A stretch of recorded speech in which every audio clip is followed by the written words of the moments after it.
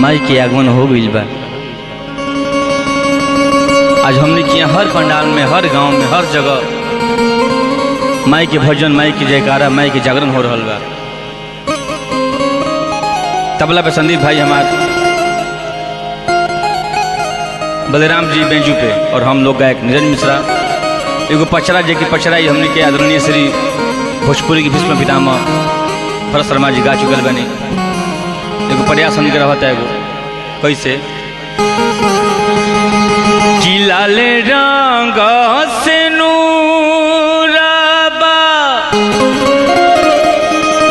और लाल रंग पुतरिया हो कि लाल हो रंगवाना हो कि लाल हो रंगवाना कि मैया के तन पचू नरिया हो कि लाल हो रंगवाना।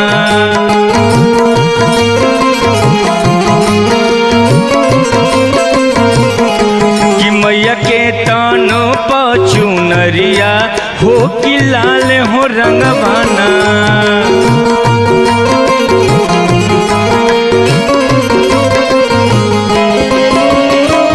लाल रंग से नूराबा लाल रंग पुतरिया हो कि लाल हो रंगवाना।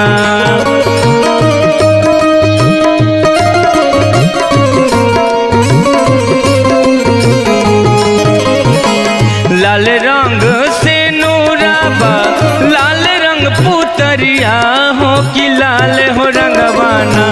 मैया के तनु पचू नरिया हो कि लाल हो रंगवाना।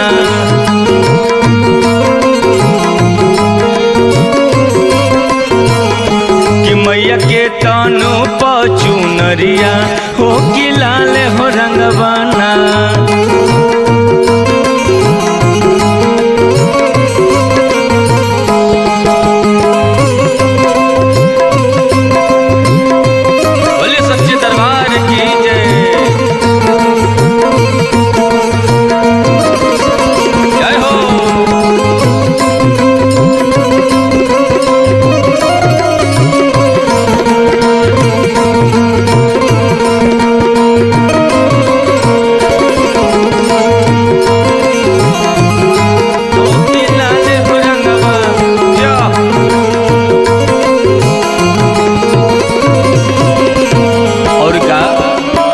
लाल रंग मुखड़ा पर लाल रंग उठवा हो कि लाल हो रंगवाना।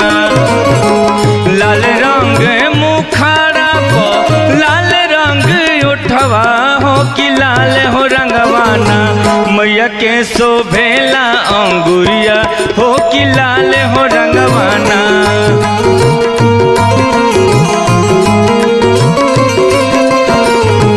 मैया के तनु पचू नरिया हो कि लाल हो रंगवाना।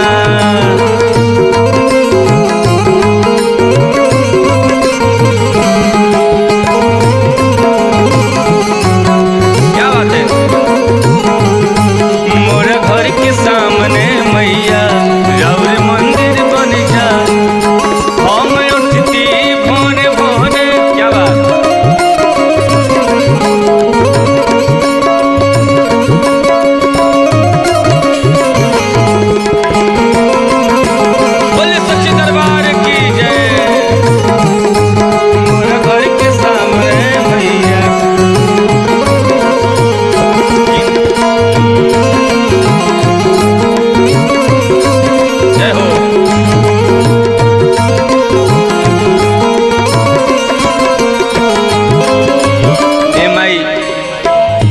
बखान करी जगह हमने के। लाल रंग फूला बाबा लाल नारियलवा हो कि लाल हो रंगवाना।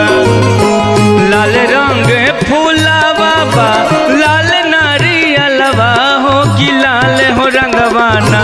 देवी के बड़ुए अटरिया हो कि लाल हो रंगवाना।